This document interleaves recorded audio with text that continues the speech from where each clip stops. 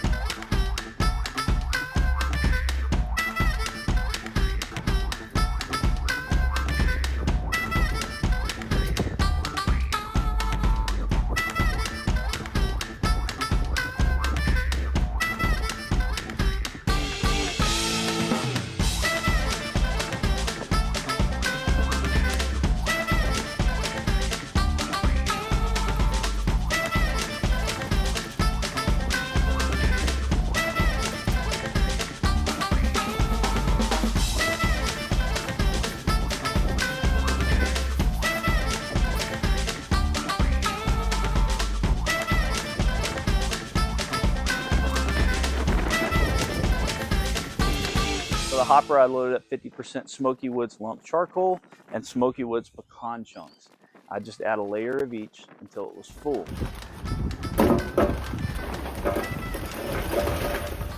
I loaded it up, cranked it up at 250 degrees, and threw the brisket on there. I checked after 3 hours to see my progress and to see how much fuel consumption I had. I noticed that I burned through almost a whole chimney with this combination. Now, that's a good and a bad thing. The great thing is I didn't have to do anything for 3 hours, and I could kind of set my tempo based off of that. And so I loaded it up again just to make sure that it wasn't the initial burn in that burnt up too much of the charcoal and wood, and it stayed the same throughout the whole cook. I ended up having to reload it 3 times, and this cook lasted me right around 10 hours. I didn't wrap this brisket until it was completely done and ready to hold.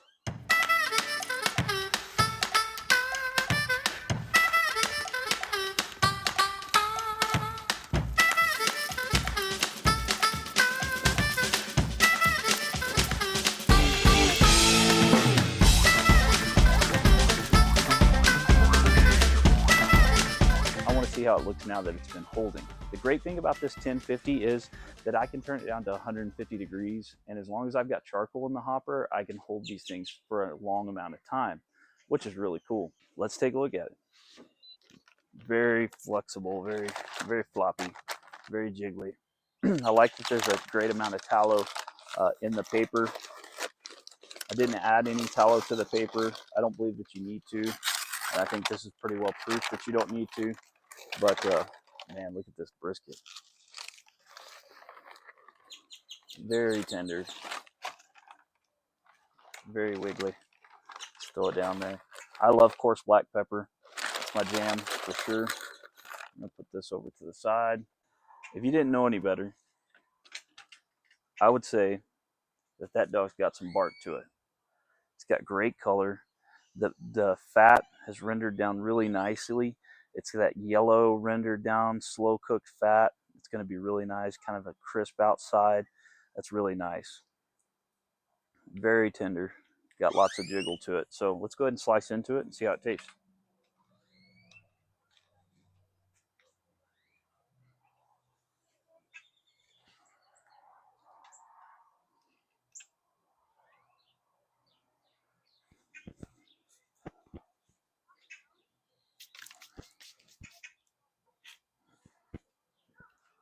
First slice right down the middle. Cuts very easily.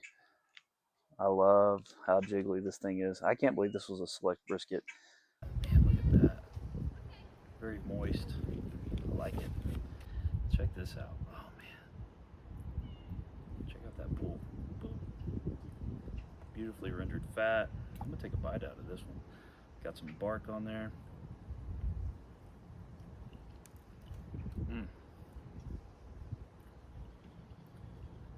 That fat's real bacony. Let's get this barky piece here.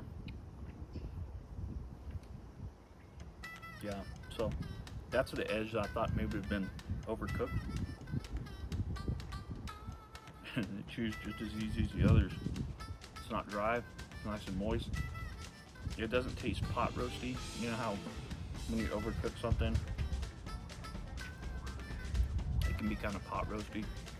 That's not how this one tastes. Man, I'm gonna say that this would be hard to differentiate from a stick burner.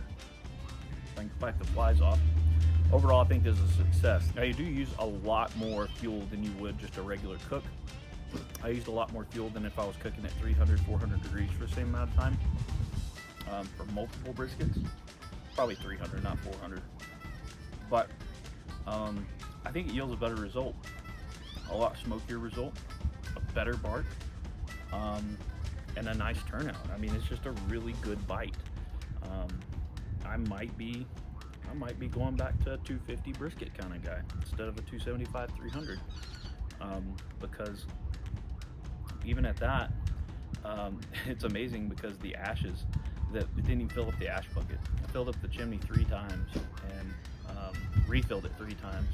So I went through almost 4 chimneys and didn't even fill up an ash bucket once. But man, look at that thing just dripping.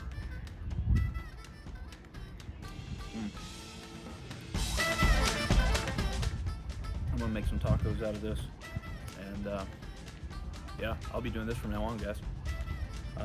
If you like what you saw, make sure you hit that like button, subscribe, and I'll link a video at the end of this to the study that I did between store-bought charcoal and this smoky wood stuff. And this just, again, proves the fact that it burns cleaner, burns better, and is worth having. I can't stop eating it. Beautiful.